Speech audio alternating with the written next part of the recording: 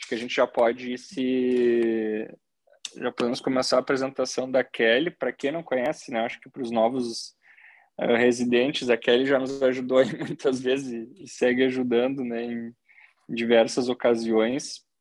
E hoje nós vamos conversar sobre bioética em cirurgia, né, Kelly? A Kelly faz parte do Comitê de Bioética da Santa Casa, tá? Eu vou deixar fazer a tua breve apresentação aí para o pessoal te conhecer um pouquinho mais, Kelly. E obrigado, já de antemão, já te agradeço o convite, já te agradeço aí a ter aceitado o nosso convite e trazer mais aí sobre esse assunto tão importante e cada vez mais importante, eu vou te dizer. É verdade. Que é a questão de bioética e cirurgia. Cada vez mais a gente tem que estar atento a isso, e eu acho que no início do ano tratar de um assunto como esse, eu acho que vem a calhar, principalmente porque é época de novos residentes, então acho que todo mundo já começa o ano aí bem alinhado. Isso, Mariano, obrigada. Na verdade, nós é quem agradecemos a recepção, porque foi um contato, um pedido meu e do Dr. Fernando Abreu, que está aqui conosco também. Nós viemos na qualidade de representantes do Comitê de Bioética da Santa Casa, e nós conversamos, e o Dr. Fernando teve a ideia, porque esse ano nós estamos com a missão, nós somos o coordenador e o vice-coordenador do Comitê de Bioética, né? Nós estamos com a missão de difundir, né? Trazer um pouco mais para as equipes quem é o Comitê de Bioética, como que ele surgiu, para que ele serve, né? E talvez trazer algumas diferenças dos outros comitês, assim. Então, a gente tem pedido licença para os preceptores, né? Em um momento para que a gente possa trazer um pouquinho, né? Nem eu, nem o Dr. Fernando Abreu hoje mais trabalhamos na Santa Casa, mas a gente segue prestando, né, esse cuidado, né, com a instituição e com enfim, com vocês todos, né. Estamos hoje, eu me desliguei da instituição, do departamento jurídico formalmente na metade do ano passado, né, pedi para me desligar por questões pessoais, o Dr. Fernando também no final do ano. Doutor Fernando Abreu, não sei se o senhor está aí, quiser abrir a câmera aí para o pessoal lhe ver. Com certeza muitos devem saber Tudo bom, quem o Fernando? senhor Boa é. noite. Eu não tinha te visto aí, tia. Tudo bem? Tudo bem, não tem problema, Mariana. Doutor Fernando é um grande mestre aí de todos vocês, com certeza, né? Em especial, acho que na área dos cuidados paliativos, né? E então, enfim, o Dr. Fernando e eu nos juntamos, né, em prol dessa missão aí, que é difundir, né, e trazer um pouquinho mais do que é a bioética. E nós conversamos antes, nós fazíamos vários encontros presencialmente com a equipe do jurídico, né, até as equipes de vocês, conversávamos, tirávamos dúvidas, né, mas hoje a gente vem muito mais falar do que direito, falar sobre bioética mesmo, né, sobre como é que surgiu a questão da bioética, né. E, na verdade, a nossa ideia, nós preparamos um material, né, que eu disse para o Dr. Weston que eu vou deixar, ele vai pegar ali na provedoria e depois vai distribuir para o grupo de vocês, é bem curtinho, mas tudo que está aqui vocês encontram na intranet, tá? Então, assim, eu não sei se tem alguém no computador, né, mas se alguém puder compartilhar, senão eu trouxe aqui o caminho, né? Essa aqui é a apresentação da bioética, né, nós temos aqui embaixo o nosso contato por e-mail, que depois, se vocês quiserem, eu posso passar para vocês, mas eu já posso dizer que é o contatobioética@santacasa, né, com um final igual, contatobioética@santacasa.org.br, e aqui traz um pouquinho sobre o que é a bioética, o que é o nosso comitê, para que ele serve, né. Nós trouxemos aqui um pouquinho sobre a estrutura ética hoje da instituição, né? O que tem hoje na instituição? Nós temos o Comitê de Ética em Pesquisa, que não se confunde com o Comitê de Bioética, nós temos as comissões, né? As comissões de ética em enfermagem, a Comissão de Ética Médica, né? Nós temos a ouvidoria, nós temos o Código de Conduta, nós temos uma série de outros mini-órgãos dentro da instituição, e dentre eles o Comitê de Bioética. O Comitê de Bioética, ele surgiu, foi idealizado no final de 2019, né, um pouquinho antes de entrar a pandemia, no início do ano de 2000, então, depois de aprovado o projeto pela direção executiva, nós montamos um grupo. O nosso comitê ele é formado por uma equipe multidisciplinar, né, nós temos representantes da classe médica, nós temos representantes da enfermagem, serviço social, do direito, da psicologia, né, nós temos uma representante da espiritualidade, logo teremos provavelmente também a presença de um padre conosco, né, que através desses encontros que estavam ocorrendo uma vez por mês, depois uma vez a cada 2 meses, agora nós nos reorganizamos para ser uma vez por mês, né? Nós debatemos assuntos, né, que envolvem dilemas éticos na atuação do profissional, né? Seja ele clínico, seja ele cirúrgico, né? No início ou no fim da vida. Então, a bioética ela se presta para tudo isso. Né? Então, assim, muitas dúvidas que eventualmente surgiam, que vocês contatavam o jurídico, né? Nós entendemos assim que é muito, talvez, melhor e mais seguro uma equipe multidisciplinar debater aquele assunto, onde não só a Kelly vai responder para vocês, mas e sim uma equipe que está por trás, né? E a partir dali, vocês também poderem ter um respaldo institucional, né? Embora o comitê ele seja um comitê independente, autônomo, nós estamos aqui com a chancela da direção.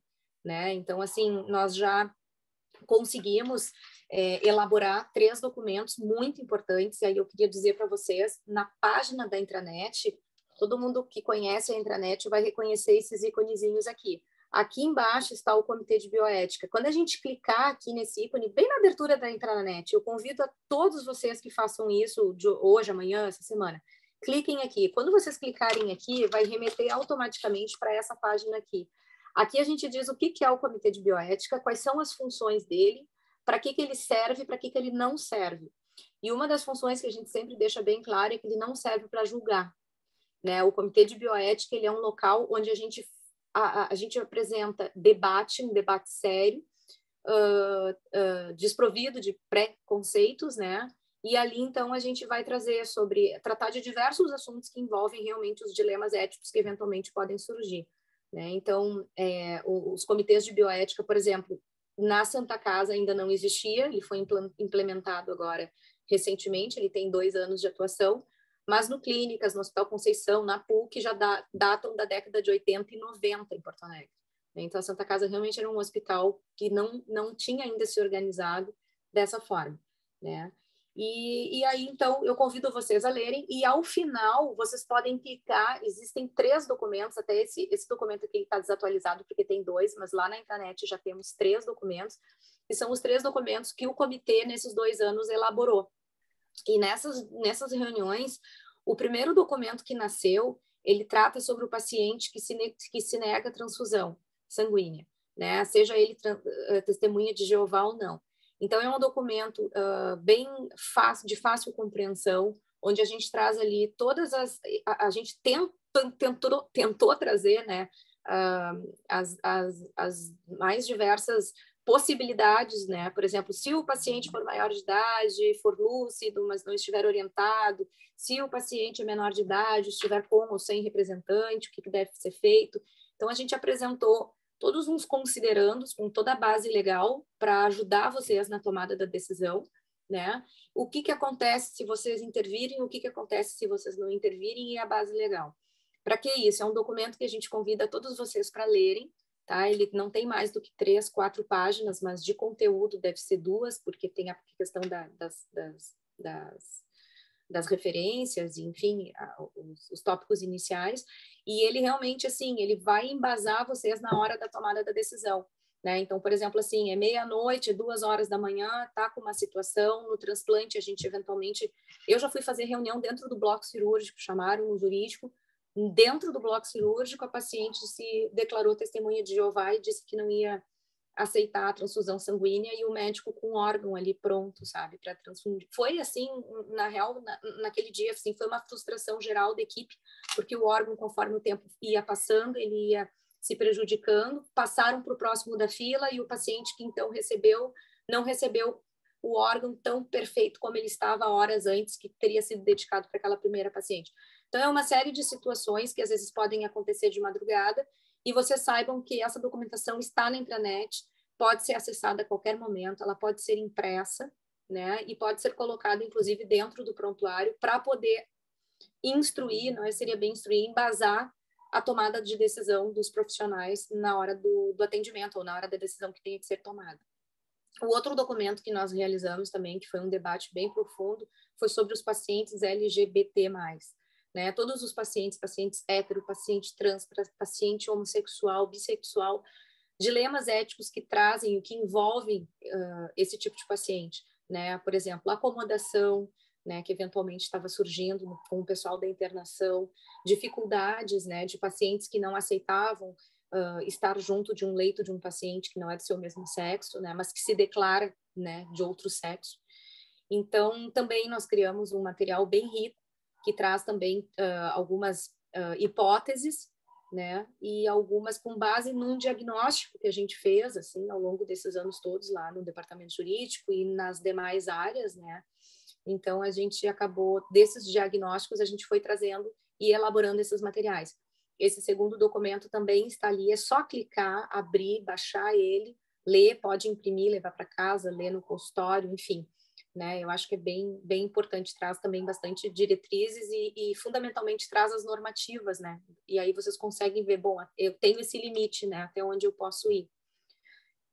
E o último documento, doutores, que nós elaboramos, que foi no final do ano passado, que nós fechamos o ano com chave de ouro, foi um e-book que está ali disponível de forma gratuita, é só entrar, bem didático, sobre diretivas antecipadas de vontade e testamento vital.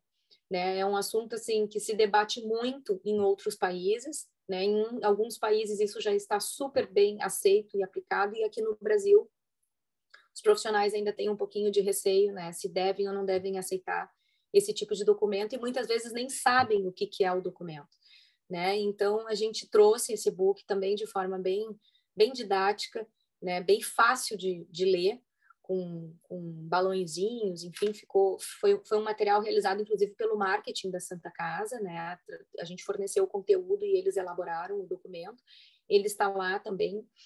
E ali ele traz as conceituações, o que é um testamento vital, né? Quem é que pode ser um procurador de saúde, né? O que são as disposições de última vontade do paciente, né? Se eu posso, Kelly, já fazer um documento e deixar carregar na minha bolsa para onde eu for, né? Dizendo, se eu eventualmente tiver uma síncope, tiver um mal, o que eu posso, o que eu quero, quais são os limites de tratamento que eu gostaria para mim, né? Hoje de manhã a gente teve visita no grupo da diálise, e na diálise acontece bastante isso, né? Aliás, eu acho que até um dos cases da bioética nesse sentido foi justamente na diálise, né? Que a gente percebe, assim, há muitos anos atrás tinha que se escolher qual paciente, né, iria ser submetido, porque não havia equipamento suficiente para todos. Então, ali já se debatia o sexo do paciente, a idade do paciente, né, o prognóstico.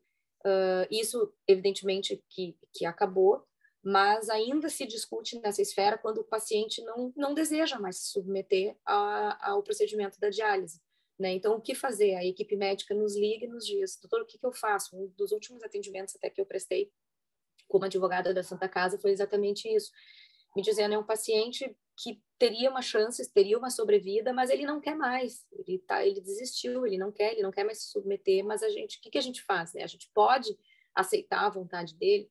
Então, assim, é um paciente lúcido, é um paciente orientado, ele está coerente, sim, a família está de acordo, né? Então, isso tudo a gente orientou o que deveria ser feito e se orientou que se aceitasse, né? Que se respeitasse, na verdade, aquela decisão manifestada pelo paciente, mesmo que de forma verbal. Isso não deixava de ser uma diretiva antecipada que ele estava manifestando de forma verbal ali. Então, a gente orientou o que deveria ser feito para dar um pouquinho mais de segurança jurídica, né? Então, esse documento também traz. E aí, com base no que eu estou dizendo, ao longo deste ano de 2022, a gente já está com alguns projetos, com algumas ideias também de debates, e deixar para vocês, assim, que também a equipe, quando tiver alguma discussão que envolva, do ponto de vista ético, algum conflito, que também possa trazer para o grupo, né? No nosso grupo, ele está aberto a discussões, a novos casos. Na pandemia, nós realizamos, principalmente no início, né, do ano de 2020, durante todo o ano de 2020, na verdade, nós tivemos várias reuniões extraordinárias que foram convocadas pela equipe de assistência, justamente porque estavam, a gente precisa de um novo termo de consentimento, a gente pode restringir visita, não pode, aqueles cartazes, hoje eu estive na Santa Casa, eu vi aqueles cartazes que ainda permanecem ali sobre a questão da visitação, foram tomadas de decisão para a instituição, que foram realizadas todas nessa discussão em grupo, né? Então, nós temos uma série de colegas de vocês, das mais diferentes especialidades, né, que participam da pediatria, do adulto, né? Então, assim, é bem interessante, e também deixamos o convite para quem para quem gosta do tema, né, e quiser participar também do grupo, né? Muito diferente, por exemplo, da Comissão de Ética em Pesquisa. No Comitê de Bioética, a gente não julga, a gente não analisa casos que envolvem questões éticas entre profissionais, né? Essas questões, até nós recebemos há pouco uma denúncia, mas nós vamos encaminhar ela para tratamentos somente pela Comissão de Ética Médica e Código de Conduta, não é um caso que se aplica para o Comitê de Bioética, né? Então, assim, mas às vezes dilemas entre até mesmo familiares, pacientes, e que se percebe que o negócio está se arrastando, que o serviço social não está conseguindo. Então, às vezes, a gente está ali que a gente pode ajudar, pode ser convocado, né, através de um e-mail, é rápido, né, a gente recebe esse e-mail, a gente olha os e-mails todos os dias, e a gente consegue poder dar um retorno o mais rápido possível, assim, para a equipe, né, e se precisar, a gente pode também, um grupo menor se reunir e debater o tema, né. Então, é um assunto bem interessante, a bioética é algo assim que quem entra realmente se envolve muito. Todo dia a gente aprende com vocês aprendem com a gente, é uma troca bem legal, né? E é isso, assim, então, o Dr. Fernando também, ele, para quem não o conhece, ele é uma pessoa, assim, que, além de ter uma experiência incrível, ele me disse ontem que já foi pediatra também, e ele é dedicado aos cuidados paliativos, um estudioso nesse assunto, então é uma pessoa também que a gente pode também aprender muito com ele, a gente realmente tem e ele está aqui hoje, está quietinho, porque ele sempre fica quietinho, ele sempre deixa eu falar, eu não sei se é porque advogado gosta de falar, mas eu queria também que ele pudesse trazer um pouquinho da contribuição dele, né, que ele é uma pessoa sensacional, e também gostaria a gente estava conversando, eu e ele, deixar um espaço também ao final para vocês, dito tudo isso, né, que reforçar com vocês que olhem na intranet, que busquem esses documentos, divulguem para os colegas de vocês, isso é muito importante, né? Olha, o Comitê de Bioética existe, preste atenção nos comunicados, a gente está tentando... O nosso Comitê de Bioética hoje ele só está na intranet, né? Então, eu hoje, por exemplo, como eu não faço mais parte, não sou colaboradora mais da instituição, eu não consigo acessar. Então, a gente está pedindo para o pessoal do marketing, o apoio da TI, para colocar dentro do site da Santa Casa. Até porque vocês possam acessar em outro local também. Então, logo, logo vai estar no site também, né? Isso é um pedido que eu já fiz para a direção, os doutores Ricardo e Calil já aceitaram, só uma questão da gente também operacionalizar isso lá com o pessoal do marketing, né? E aí também a gente quer deixar um espaço para vocês, né? Se alguém quiser colocar, contribuir de alguma forma, né? Se tiver alguma dúvida, se quiser participar, se quiser trazer um caso que ache que possa, né, ser trazido para uma discussão, por favor, nos chamem, né? Porque tenho certeza que a gente pode ajudar de alguma forma ou de outra, tá? E acho que é para a segurança da casa, é para a segurança de vocês como profissionais, né? E a gente também sempre pensa na proteção do paciente também. Então, é um olhar duplo, assim, né? De mão dupla. Kelly, Fernando, tu falaste me ajuda. Quando tem sido as reuniões do grupo? Deu problema aqui no meu fone. Oi. Quando que tem sido as reuniões do grupo? Tu falaste as no nossas início, reuniões as nossas reuniões esse ano, elas estão marcadas todas para as terceiras quartas-feiras de cada mês. Então, nós já tivemos a primeira reunião em março, e aí todos os meses a gente vai ter a reunião nas terceiras quartas-feiras. O Dr. Weston, ele faz parte do grupo do comitê, né? Ele não tem participado muito das reuniões em função dos compromissos dele, que a gente entende, né? Mas eu sempre digo para ele que é importante sempre manter alguém, né, da equipe junto que possa participar, porque sempre surgem novas ideias e às vezes numa discussão poder saber que existe esse grupo, né, para poder debater é importante. Então é todas as terceiras quartas-feiras do mês às 8 horas da manhã, sempre online. A gente tem feito online por Online, enquanto. tá, perfeito, isso que eu ia perguntar. Não, até facilita, né? Show de bola. Bom a gente saber, até porque sempre tem caso, né, para a gente levar e poder discutir juntos. E poder discutir juntos, exatamente, para evitar um conflito maior, que aquele conflito se estenda, né? Porque o pior que a gente vê nos processos judiciais é o conflito se estendendo e ninguém conseguindo resolver o problema do paciente, até que o paciente estoura.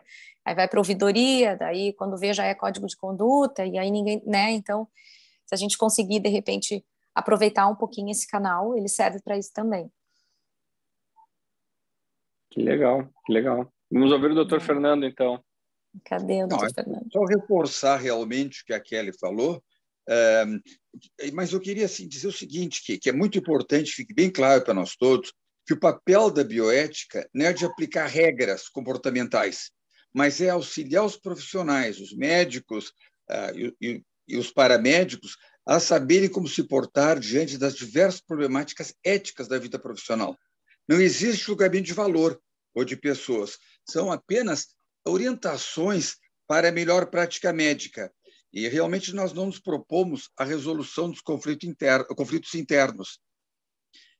A bioética ela tem presente a beneficência ao paciente, a não maleficência, a autonomia cada vez mais valorizada em todo o mundo do paciente e a justiça. Muitas vezes o nosso comitê não vai ter uma resposta imediata, mas as questões de bioética elas passam muitas vezes por processo de discussão multidisciplinar. Então nós discutimos e obviamente que se nós não tivermos os 3 documentos que a Kelly mencionou também, a transfusão em pacientes testemunhas de Jeová e que não aceitam transfusão sanguínea, população LGBT e as diretivas antecipadas de vontade, que eu gostaria de frisar, que é o testamento vital e a procuração. O paciente escreve como é que ele gostaria de morrer ou como ele não gostaria de morrer, levando em conta intubação, ventilação mecânica, ser encaminhado para UTI, etc. Essas diretivas antecipadas deveriam ser lembradas a todo paciente cirúrgico ou a todo paciente não passível de cura ou qualquer paciente, na realidade, como nos Estados Unidos. Qualquer paciente que chegue em qualquer consultório do Serviço de Saúde americano pergunta se ele já tem as diretivas antecipadas. E, apesar desse trabalho, o médico ganha mais $100 por isso, por usar mais 20 minutos explicando as diretivas antecipadas, e, apesar disso, nos Estados Unidos, somente 30 a 40% da população tem diretivas antecipadas. Então, as diretivas antecipadas são muito importantes. Por quê? Porque vai se fazer o que o paciente quer e vai sair muito mais barato para o hospital. Não é todo paciente que chega numa UTI que vai chega numa emergência, que vai para a UTI ou vai ser entubado e ventilado, se por acaso, em outras circunstâncias, houvesse essa indicação. Bem, obviamente que o cirurgião encontra muitos problemas bioéticos, não é? Porque cirurgia, eu vejo como clínico uma invasão, uma agressão cruenta ao paciente, que pode ser visto dessa maneira ou não, pode ser visto como uma manobra terapêutica, como nós vemos, não é? Mas, de uma certa forma, eu sempre olhei para o cirurgião como aquele para o qual o paciente entrega a própria vida. Ele entrega a própria vida porque ele vai ser, na maioria das vezes, anestesiado, e, como dizia Shakespeare, o sono é irmão da morte. A anestesia é o paciente que tem um risco muito maior de perder o seu próprio controle, né? E o paciente cirúrgico deposita no seu médico, no seu cirurgião, toda a confiança. A relação entre o cirurgião e o paciente, que é uma relação histórica essa, pode ser muito dramática e tensa. Isso é trabalhado, ou seja, isso tem que ser trabalhado, né? Bem, outra coisa que se fala muito é na justiça, porque uma das coisas que eu tenho visto, eu trabalhei muito com paciente com doença crônica, no caso cirurgião, fazer uma retirada de colo ou uma retirada de pâncreas. Então, o paciente tem intestino curto. Será que depois ele vai receber tratamento justo pelo Estado? Será que ele vai receber insulina? Será que ele vai receber suplementos pancreáticos? Isso é uma coisa que tem que estar sempre em mente do paciente, do médico, do cirurgião. E essas coisas, Sim. Como eu disse, vão ser discutidas com o tempo. Isso é um processo. Muitas vezes nós teremos um documento. Agora, algumas vezes nós não teremos. Nós teremos que trabalhar os problemas que vocês nos trazem. E seria importante que vocês pudessem trazer hoje alguma coisa. alguma ideia, algum problema. O que tu acha, Kelly? Eu me lembrei de uma vez, doutor Fernando, uma situação que eu não sei se de repente os mais antigos aí do grupo vão lembrar. Era um paciente que ele gostaria de fazer uma cirurgia para mudança de sexo, né? Ele foi lá no jurídico conversar comigo, ele me implorou que eu entendesse a situação dele, porque ele não queria ser operado com a equipe da ginecologia obstetrícia, ele queria ser operado com a equipe da geral. Por quê? Porque ele entendia, assim, que ele não era uma mulher, ele era um homem, né? Então, por que ele ia se submeter? Só que ele tinha os órgãos femininos.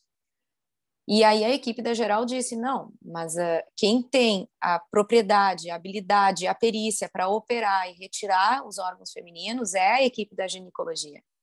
Né? Então, eu me lembro que aquele caso assim, foi um dilema na época, a equipe da ginecologia, evidentemente, né, se propuseria se a Santa Casa fizesse. Depois, no fim, se resolveu que a Santa Casa ainda não estava operando, né?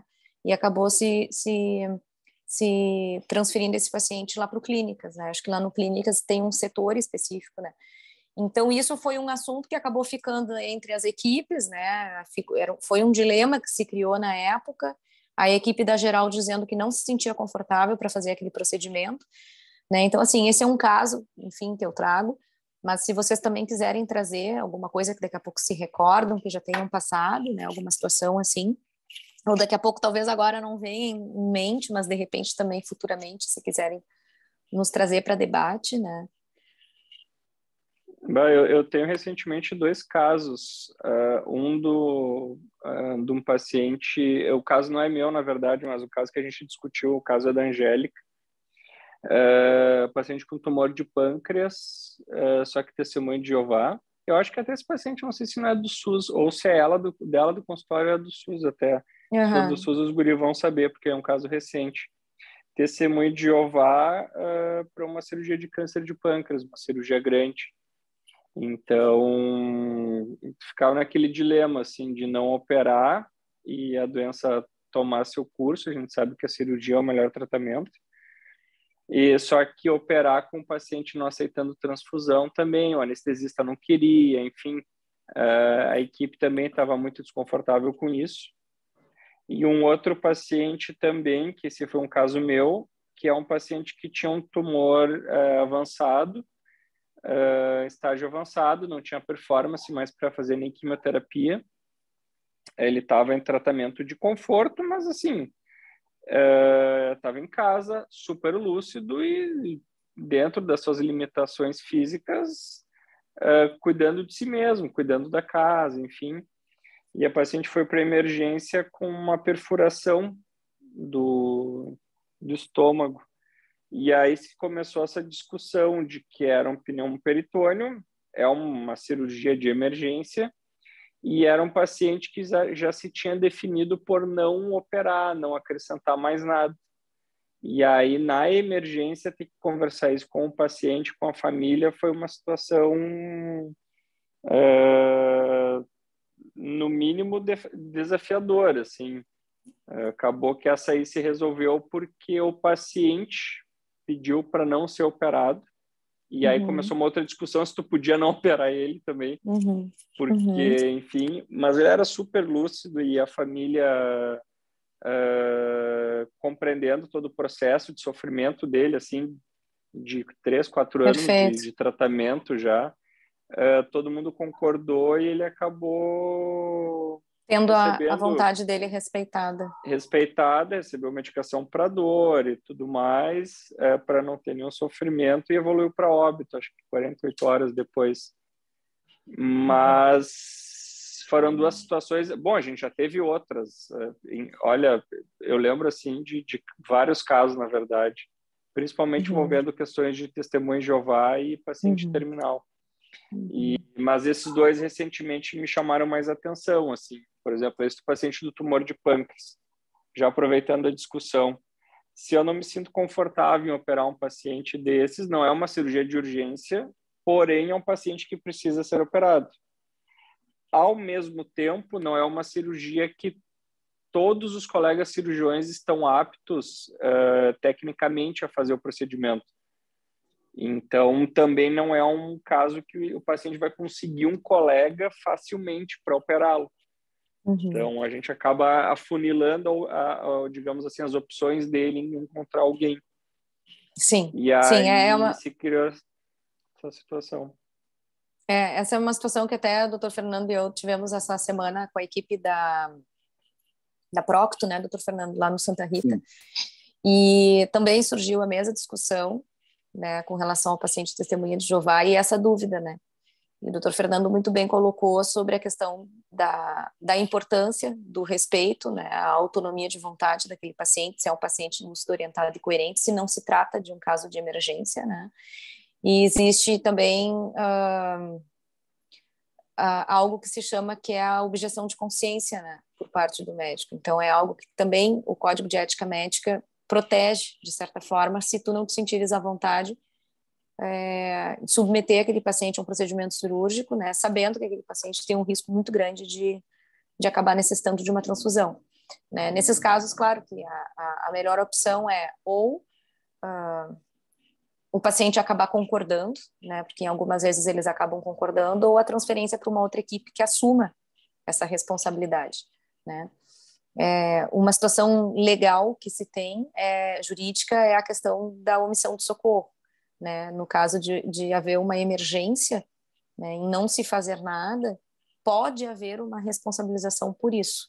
Né? Então, isso é um problema. Enquanto o Código Penal não for alterado no Brasil, deixar um paciente falecer na sua frente, sangrando, isso ainda pode ser considerado crime. Então, o ideal é que não se assuma esse risco. Né? Mas há aqueles que assumem o risco. Né? E aí o desfecho, me falta experiência para saber dizer como que foi. Né? Nós tivemos um caso, uma vez, em que a Santa Casa foi condenada, foi super divulgado na imprensa, inclusive, né? E foi divulgado na imprensa, nós fomos condenados em primeiro grau, porque o paciente, justamente isso, ele alegou que a equipe da anestesia se negou o procedimento. E ele não estava se negando o procedimento, ele se negava era a eventual transfusão. Só que não existe realização de procedimento sem, né, a possibilidade, né, sem que alguém assuma essa possibilidade, se o risco efetivamente ele existe.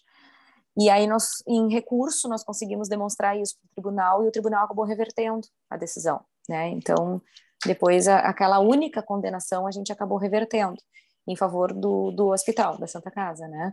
Era um caso da URO, era um paciente que precisava se submeter a um procedimento urológico.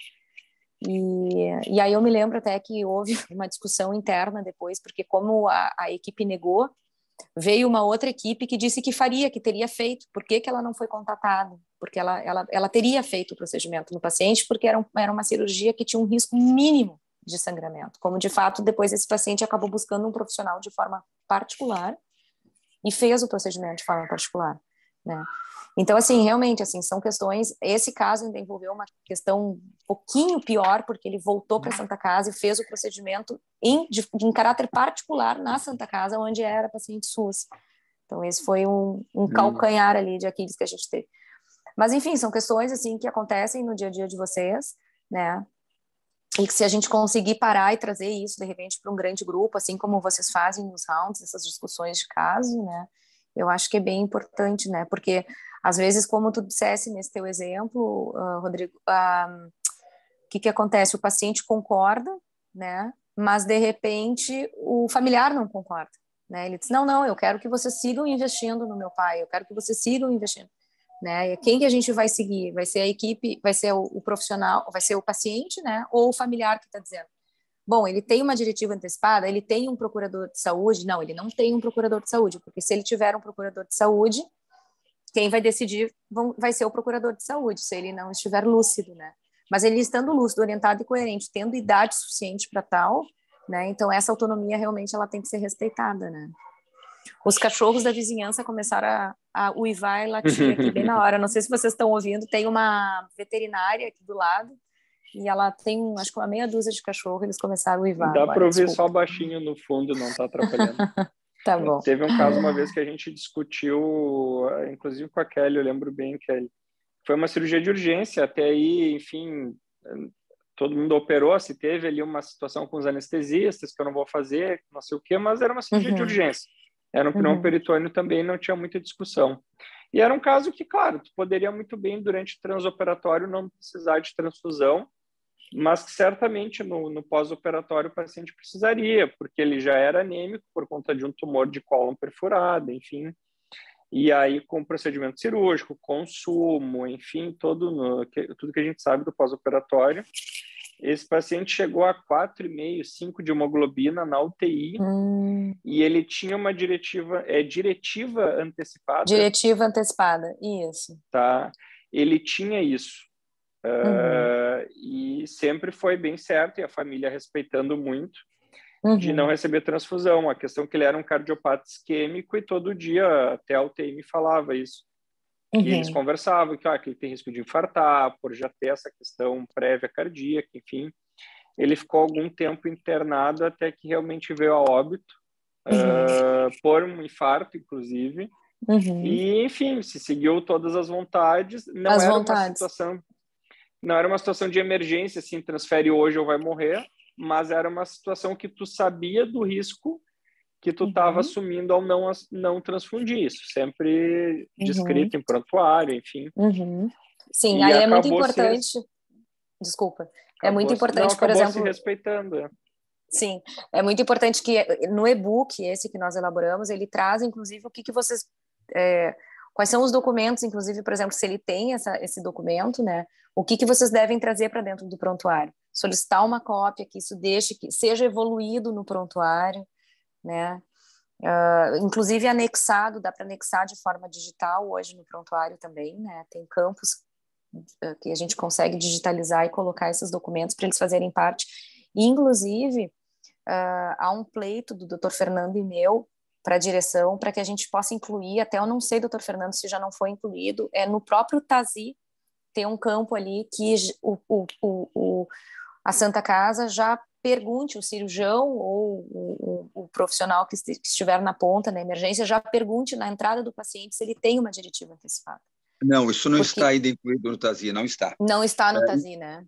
Inclusive, o que nós queríamos é que também junto com aquele paciente portador de bactéria multiresistente viesse também um anúncio, um pequeno clipe no momento que se abrisse a pasta do paciente dizendo: paciente tem já diretivas antecipadas de vontade. Isso poupa muito tempo, não é? Mas eu gostaria de falar... É Mariano, é isso? Mariano. Isso, é Rodrigo Mariano. O pessoal fala Mariano porque tem bastante Rodrigo aí. Eu chamei de Rodrigo, Então, mas não, por favor, como preferir. A respeito dos pacientes testemunhas de Jeová, eu tive uma experiência com alguns, e uma das coisas que eu vi que valia a pena é chamar o pastor. O pastor da igreja vem, a gente se reúne e se fala absolutamente tudo. No caso, tem um câncer de pâncreas, o que poderá acontecer é que ele poderá ir a óbito se não operar, poderá morrer se não operar. E se ele operar, ele poderá viver mais tempo. Aí, de onde é que vem essa história de não querer receber sangue? Eu acho que tem que ter a base disso. No Velho Testamento, na Bíblia, tem um versículo que diz: não comerás a carne do teu irmão. Então, eu trago a Bíblia, eu leio com eles, eu digo: olha, eu não interpreto dessa maneira. Os senhores estão interpretando, mas eu assumiria o risco enquanto médico, porque os pacientes dizem: não quero me dispor com Jeová, que é outro nome para Deus, não é? Então, eu assumo o risco, porque eu acho que está havendo uma má interpretação desse parágrafo. Inclusive, tem vários versículos da Bíblia que foram mal traduzidos. Um deles é: mais fácil um camelo passar pelo fundo de uma agulha do que o rico entrar no reino dos céus. Não é um camelo, é uma corda. É mais fácil uma corda passar pelo olho de uma agulha. Então, foi mal traduzido, nós até hoje falamos em camelo. Ora, por que camelo? Claro que corda não passa por agulha, um fio, sim. Então, a gente tenta ler, explicar a situação. Às vezes, o pastor alivia. E eu conheço vários casos em que o paciente, depois que falou com o pastor, que viu que o médico estava interessado em ajudar, inclusive na interpretação da escritura, no que ele, médico, entendia, alguns aceitaram. Outros são renitentes e realmente não aceitam. Uma outra coisa que eu acho muito importante, Rodrigo: se tu tiveres uma objeção de consciência, como foi esse caso, que o paciente foi operado depois de forma particular, dentro do mesmo hospital, que é uma coisa muito chata, tu ouvires um outro colega. Se tu tens, não, eu não quero operar esse paciente porque ele não recebe de maneira nenhuma, com hemoglobina de 5,0, uma transfusão de sangue. E tu chamas o colega. E você escreve, o colega escreve. Se o colega quiser operar, então o colega vai assumir esse risco. Agora, se nenhum dos dois quer, então você explica para o paciente que os dois médicos da instituição, você e o outro, não querem assumir o risco. Agora, para onde eu acho que fica muito o peso num médico só, num profissional só. Eu acho que vocês, além de escrever absolutamente tudo, nós temos que sempre obedecer à autonomia do paciente. Se o paciente diz não quero receber sangue, escreveu que não quer receber sangue, eu acho que mesmo sangrando, eu pessoalmente não teria coragem de fazer uma transfusão de sangue nesse paciente. Isso já aconteceu comigo. Uma paciente que precisava de cirurgia, disse que não faria transfusão e foi morrer no clínicas, quando eu fazia trabalhos paliativos no clínicas. E era uma paciente que não podia ir para casa. Ela tinha uma dor lancinante e ela tinha que receber morfina e vários outros analgésicos. Então, a gente, muitas vezes, não, ela não quer que eu trate, não quer fazer transfusão, então vou mandar para casa. Eu acho que a gente tem que acolher o paciente sempre. É muito importante que todo paciente, mesmo que ele nos contrarie, Rodrigo, mesmo que ele vá contra a nossa vontade, ele tem que ser respeitado, ele tem que ser acolhido. Perfeito colocação, doutor Fernando. Com certeza. Se mais alguém quer... E em qualquer situação, né? É aquela questão de respeito à fé e, enfim, à cultura e... não somos donos da razão e nem de nada, né? Então, eu acho que a base do respeito é não só na questão médico-paciente, mas é a base de tudo, né? Relação entre colegas, interpessoal, enfim. Então, em casos como... A autonomia é o paciente poder decidir o que ele acha que é melhor para ele.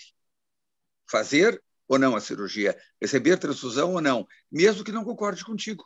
Mas é a autonomia do paciente. Agora, se tem algumas coisas na legislação americana, ou pelo menos esses cases lá, em que o paciente testemunha de Jeová, com uma hemoglobina elevada, fazer uma cirurgia e sangrou muito, e o médico, por conta própria, não conseguiu deixar de fazer a transfusão. E o paciente processou e o médico ganhou.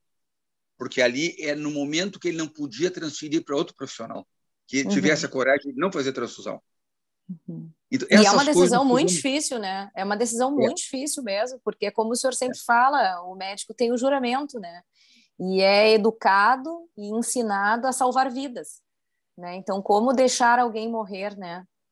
De braços outra coisa cruzados. Muito importante, Rodrigo, você que é residente, é uma coisa que nós aprendemos desde as cadeiras clínicas, segundo, terceiro ano de faculdade, a obstinação terapêutica. Tratar, tratar, tratar, sem que muitas vezes se olhe a lógica daquele tratamento ou se o paciente quer aquele tratamento.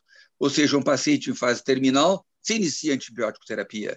Ou um paciente com câncer, com metástases generalizadas, se manda para a UTI, se afasta da família e se dá uma má hora de morte para esse paciente. Muitas vezes se intuba e ventila. Então, isso que nós aprendemos, tratar, nós temos que, muitas vezes, parar e pensar. Isso é o melhor para o paciente? Isso é o princípio da beneficência? Ou nós já estamos entrando na maleficência? Isso aí é ortotanásia, morrer bem, ou é distanásia, morrer mal? Porque o paciente morrer numa UTI razoavelmente lúcido é muito ruim. A UTI é um lugar péssimo para se morrer ou péssimo para se estar. Ajuda muito o paciente, obviamente, mas o paciente gosta de morrer, se puder, na casa dele, no travesseiro dele, cercado da família dele. Ou então, se tiver que ser no hospital, cercado pelos parentes no hospital. Não num lugar gélido e com pessoas que são totalmente desconhecidas. Essas coisas a gente tem que ter em mente. É verdade. Doutor Fernando, totalmente só uma correção. O doutor Mariano não é mais residente. Há bastante tempo, eu acho, né, doutor Mariano? Ah, doutor Mariano, o senhor é tão jovem que eu achei que o senhor... Obrigado, doutor Fernando. Eu adorei, eu recebi como elogio. Eu achei que o senhor fosse doutorando residente. O senhor tem cabelo eu agradeço. de juventude. Eu já estou indo mais para perto dos 40, eu já estou recebendo como elogio, isso aí é ótimo. Não, Querido, é muito legal essa discussão. Eu lembro dessa época, eu não lembro se a Kelly participou junto, talvez até a Kelly tenha me dito isso.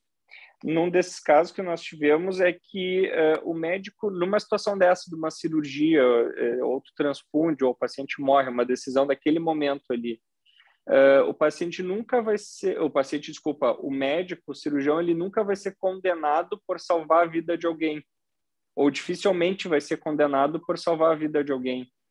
Ele vai ser mais facilmente condenado por deixar alguém morrer. Entende? Já teve um sangramento maciço e tu não transfundiu. Isso é uma probabilidade, né? Porque o que a gente para pensar? Hoje em dia, como dizem, né, que cada cabeça é uma sentença, né? Daqui a pouco, se nós pegarmos um juiz que é testemunha de Jeová, ele pode ser que olha só, isso se um familiar entrar com a ação, né? Pedindo um dano por ricochete, que a gente chama, né? Que é um dano reflexo, né? Porque se a pessoa já faleceu, teoricamente, seria o meu dano moral enquanto filha de querer dizer que não respeitaram a vontade e a honra do meu pai. Primeiro, teria que ver se essa ação ela é possível, né? E teria que ser forçando muito por ricochete. Teria que provar que eu tive um abalo emocional muito grande, né? Que o meu pai morreu poluído, enfim, com sangue de outrem, né? Bom, aí nós teríamos que cair nessa probabilidade, né? Ela é menor, mas ela existe. Então mas é como tu dissesse, é muito, eu não vou dizer que nunca, mas é muito mais difícil tu seres condenado, né, na eventualidade de tu salvares uma vida, né, e isso a gente está falando, digamos, já de corte, tá acabando minha bateria aqui, desculpa, peraí, caiu aqui. A gente está falando isso de corte superior, nem estou falando em nível de primeiro grau, mas já em corte superior, onde isso seria um escândalo, né, para a classe médica, aí nós seria até um desestímulo, né, ao profissional. Mas eu acho que é exatamente isso. Eu acho que no Brasil ainda nós temos, enquanto o nosso Código Penal não for alterado, né, e existem vários estudos, né, que trazem que sustentam isso, que efetivamente a probabilidade de tu não ser condenado se tu não deixar, a não ser, claro, que a família esteja de acordo, que o profissional esteja se sentindo à vontade para aquilo, que o familiar e que o paciente manifestaram essa vontade, como disse o Dr. Fernando, eventualmente já pode ter acontecido com ele. Aí os familiares estão todos dispostos e acreditando que aquilo é o melhor para todos, né? Então também a probabilidade de algum familiar lhe processar é muito baixa, né? Se eventualmente esse paciente vier a falecer. É como no caso da diálise, né? Na verdade, eu comparo até muito a questão da diálise. Por que eu posso abrir mão da diálise? Por que eu posso abrir mão de eu não ser entubado? E por que eu não posso abrir mão de não querer receber sangue? Né? Eu vou dar um exemplo. O meu pai, ele não é testemunha de Jeová, ele é católico e ele não quer receber sangue. Uma vez ele precisou receber sangue e ele ficou indignado que teve que receber sangue. Né? Então, assim, às vezes não é nenhuma questão religiosa, é uma questão de opinião, de vontade para o seu corpo, com relação ao seu corpo, né?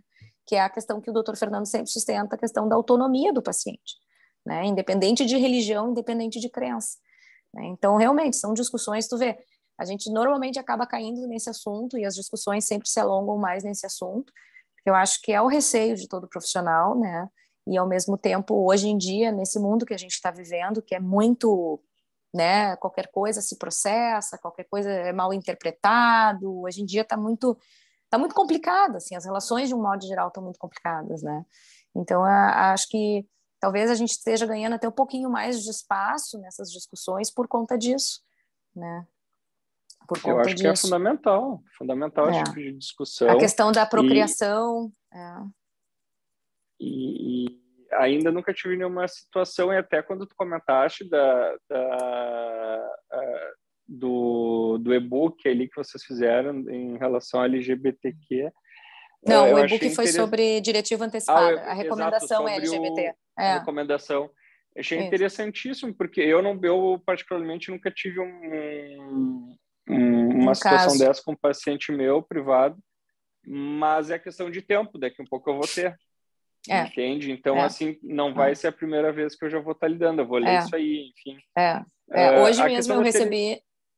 Desculpa, hoje mesmo eu recebi, acho que não sei se foi no G1 ou agora na Zero Hora, uma notícia de um casal, não é casal, é um, sei lá, não sei, é um casal que se juntou com mais uma mulher, eles viraram um triângulo assumido, né? Como chegar e se comportar, por exemplo, quando chegar o homem chegar no leito, né, for internado.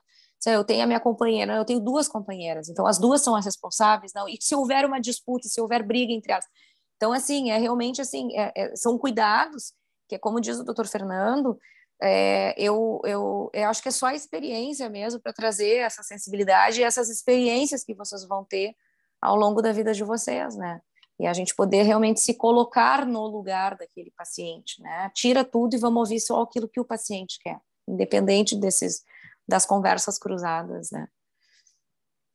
Eu ia falar que justamente por conta dessas discussões que a gente vem tendo, questão de terminalidade, uma doença intratável, respeitar as vontades do paciente, talvez por a gente ter um viés já por tratar bastante paciente oncológico, a gente já tem isso na formação, que parece muito mais natural. Hoje é difícil a gente ter um problema em relação a isso. É até conversado com muita naturalidade e jogo limpo, assim, com transparência, não só com o paciente, mas com a família inteira, enfim.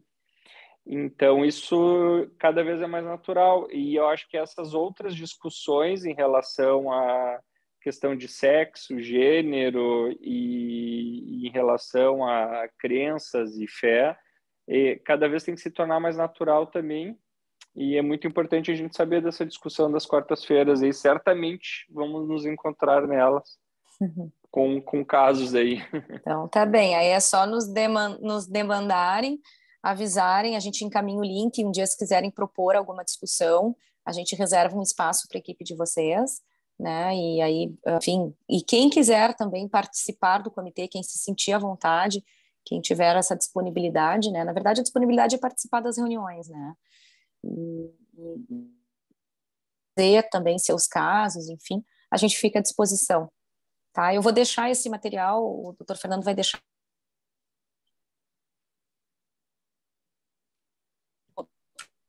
de Porto Alegre, não estou mais morando em Porto Alegre. Está falhando, Kelly. Depois tu me diz, de repente, quantos vocês querem. Se não, é acessar a intranet. Está tudo ali. Eu acho que no intranet, aqui dentro da equipe, enfim, todo mundo tem acesso e daqui um pouco Ótimo. até para difundir o material para os doutorandos, acadêmicos, eu acho que isso é interessantíssimo.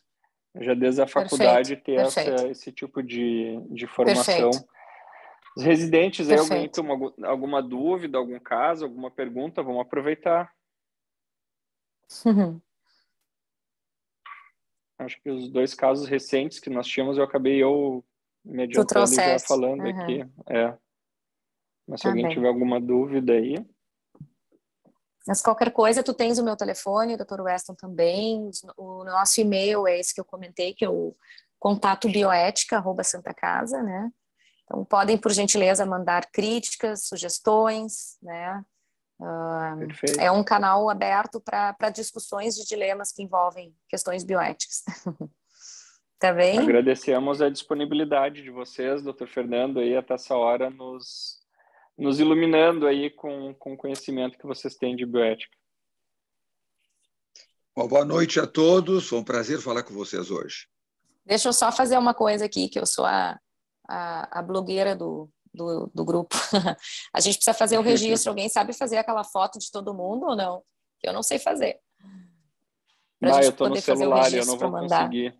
Tá no celular, não tem ninguém no computador aí? Não dá, né? Teria que ser no computador. Então eu passei. Ô, doutor Fernando, abre a sua câmera aí, faz favor. Sim. Eu quero vou fazer um print aqui que o senhor aparece. Pronto, eu vou fazer vários prints aqui. Se tiver alguém que não concorda, fecha a câmera. Fale agora, o cálice para sempre. A gente vai... Opa, peraí, meu telefone está dando... Ou liga a câmera e dê um sorriso. A gente vai divulgar, e isso está sendo divulgado também para o pessoal do marketing, também incluir. Eu acho que eu consigo. Oi, licença. Eu estou no computador, eu acho que eu consigo fazer o print. Oi? Boa, Tainá. Alguém conseguiu? Eu vou tentar, estou abrindo aqui. Tô Ai, esperando tem o alguém pessoal do abrir a grupo câmera. ali. Ai, que legal, o pessoal no bloco. Olha que sensacional. Agora eu tô vendo ali. Ai, que legal. Olha lá, doutor Fernando, que legal. Quantos tem lá nos vendo? Ó? Eles só estavam quietinhos Sensacional. porque Fazer tem boa aqui. parte da equipe ainda em cirurgia, então eu pedi para eles deixarem um celular ligado com volume alto ali para eles irem escutando. Sensacional. Sensacional. Que Bom, vou legal. Então fazer aqui tá, então um print. tá bom. Dá um X aí, todo mundo. Certo, eu mando ali no grupo, daí se tu encaminha para eles, por favor, Rodrigo. Maravilha. Perfeito, Maravilha. perfeito. Obrigadão. Sabia que tinha alguém que ia nos salvar aí. Tá bem. Então Muito tá, obrigada, gente. então, pela colaboração, Brigadão, valeu. pela Valeu a oitiva parceria aí. de sempre aí. Tá, um abraço. Um abraço, doutor Fernando. Boa noite a todos, hein?